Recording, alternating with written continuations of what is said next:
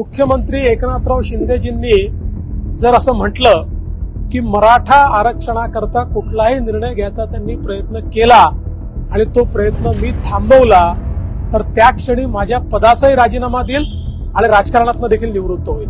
मुख्यमंत्री एकनाथ शिंदे यांना सगळं काही द्यायचंय, मग ते सगळे सोयरे असेल, आरक्षणाचा मुद्दा निकाली काढणं असेल, हे सगळे द्यायचे. पण देवेंद्र फडणवीस यामध्ये अडचण करतात की ते सगळं होऊ देत नाहीये. काय नेमकं याला उत्तर आहे? शिंदे साहेबांना पूर्ण पाठिंबा आणि पाठबळ माझं आहे.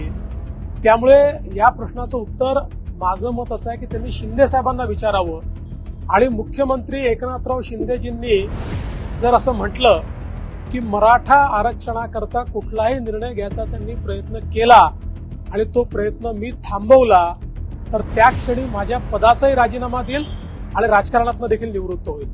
याचं कारण एक लक्षात ठेवा, आजपर्यंत मराठा समाजाकरता जे काही निर्णय झाले ते एक तर मी केले, नाहीतर शिंदे साहेबांनी केले आणि शिंदे साहेबांच्या पाठीशी भक्कमपणे मी उभा राहिलेलो आहे.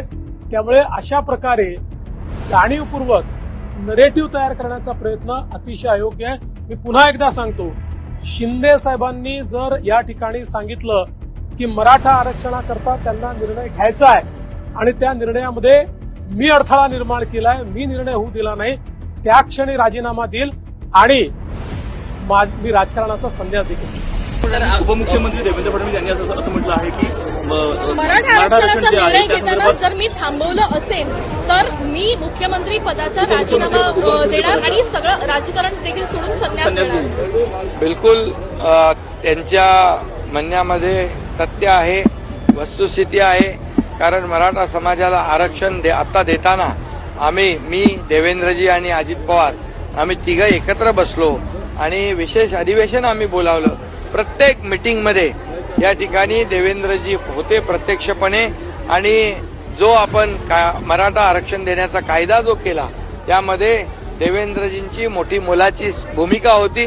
आणि यापूर्वी देखील जेव्हा देवेंद्रजी मुख्यमंत्री होते त्यावेळी देखील मराठा समाजाला आरक्षण देण्याचं काम त्यांच्या नेतृत्वाखाली झालेलं, त्याही मी कमिटीमध्ये होतो. त्यामुळे देवेंद्रजी मराठा समाजाला विरोध करतायत असं म्हणणं पूर्णपणे चुकीचं आहे.